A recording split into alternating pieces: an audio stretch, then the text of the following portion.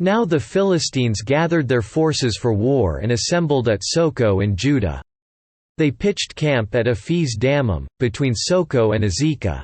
Saul and the Israelites assembled and camped in the valley of Elah and drew up their battle line to meet the Philistines.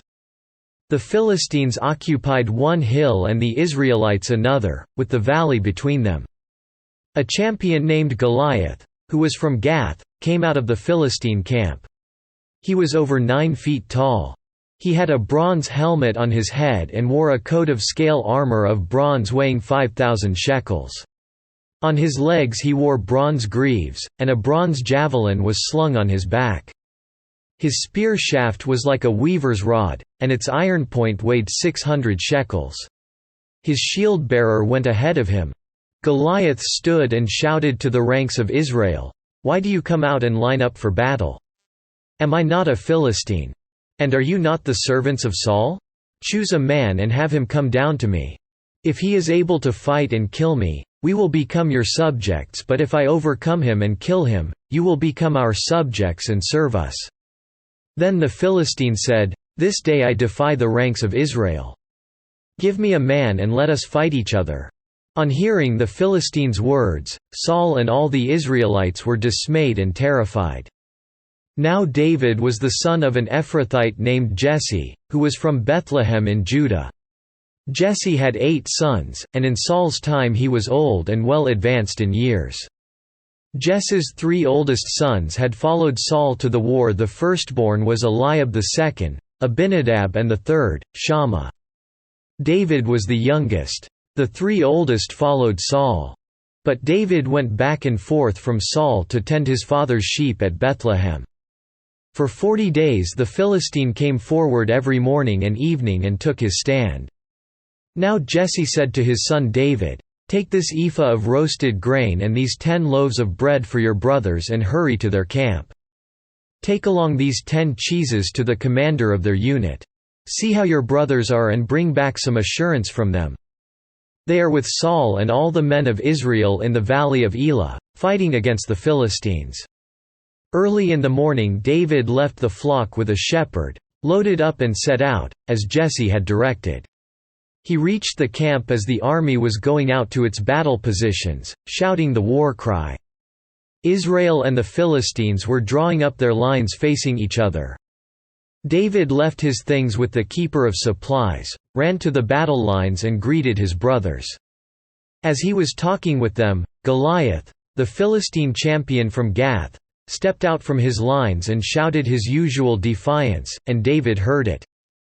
When the Israelites saw the man, they all ran from him in great fear.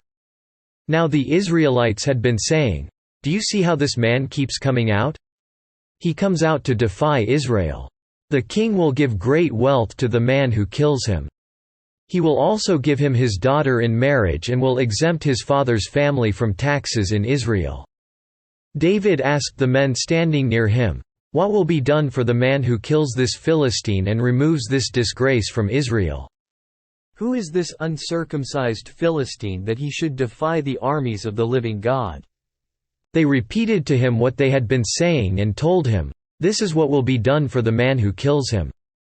When Eliab, David's oldest brother, heard him speaking with the men, he burned with anger at him and asked, "Why have you come down here? And with whom did you leave those few sheep in the desert?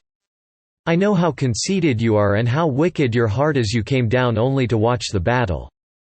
"Now what have I done?" said David. "Can't I even speak?" He then turned away to someone else and brought up the same matter, and the men answered him as before. What David said was overheard and reported to Saul, and Saul sent for him. David said to Saul, "Let no one lose heart on account of this Philistine. Your servant will go and fight him." Saul replied, "You are not able to go out against this Philistine and fight him. You are only a boy, and he has been a fighting man from his youth." But David said to Saul, "Your servant has been keeping his father's sheep. When a lion or a bear came and carried off a sheep from the flock, I went after it, struck it and rescued the sheep from its mouth. When it turned on me, I seized it by its hair, struck it and killed it. Your servant has killed both the lion and the bear. This uncircumcised Philistine will be like one of them, because he has defied the armies of the living God. The Lord who delivered me from the paw of the lion and the paw of the bear will deliver me from the hand of this Philistine." Saul said to David, "Go, and the Lord be with you." Then Saul dressed David in his own tunic. He put a coat of armor on him and a bronze helmet on his head. David fastened on his sword over the tunic and tried walking around, because he was not used to them. "I cannot go in these," he said to Saul, "because I am not used to them." So he took them off. Then he took his staff in his hand, chose 5 smooth stones from the stream, put them in the pouch of his shepherd's bag and, with his sling in his hand, approached the Philistine. Meanwhile, the Philistine, with his shield-bearer in front of him, kept coming closer to David. He looked David over and saw that he was only a boy, ruddy and handsome, and he despised him. He said to David, "Am I a dog, that you come at me with sticks?" And the Philistine cursed David by his gods. "Come here," he said, "and I'll give your flesh to the birds of the air and the beasts of the field." David said to the Philistine, "You come against me with sword and spear and javelin, but I come against you in the name of the Lord Almighty, the God of the armies of Israel, whom you have defied. This day the Lord will hand you over to me, and I'll strike you down and cut off your head. Today I will give the carcasses of the Philistine army to the birds of the air and the beasts of the earth. And the whole world will know that there is a God in Israel. All those gathered here will know that it is not by sword or spear that the Lord saves, for the battle is the Lord's. And he will give all of you into our hands." As the Philistine moved closer to attack him, David ran quickly toward the battle line to meet him. Reaching into his bag and taking out a stone, he slung it and struck the Philistine on the forehead. The stone sank into his forehead, and he fell face down on the ground. So David triumphed over the Philistine with a sling and a stone. Without a sword in his hand he struck down the Philistine and killed him. David ran and stood over him. He took hold of the Philistine's sword and drew it from the scabbard. After he killed him, he cut off his head with the sword. When the Philistines saw that their hero was dead, they turned and ran. Then the men of Israel and Judah surged forward with a shout and pursued the Philistines to the entrance of Gath and to the gates of Ekron. Their dead were strewn along the Sha'araim road to Gath and Ekron. When the Israelites returned from chasing the Philistines, they plundered their camp.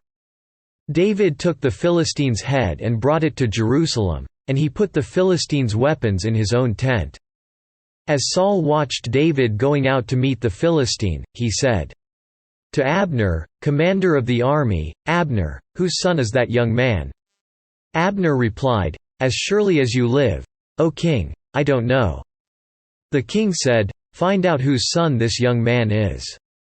As soon as David returned from killing the Philistine, Abner took him and brought him before Saul, with David still holding the Philistine's head. "Whose son are you, young man?" Saul asked him. David said, "I am the son of your servant Jesse of Bethlehem."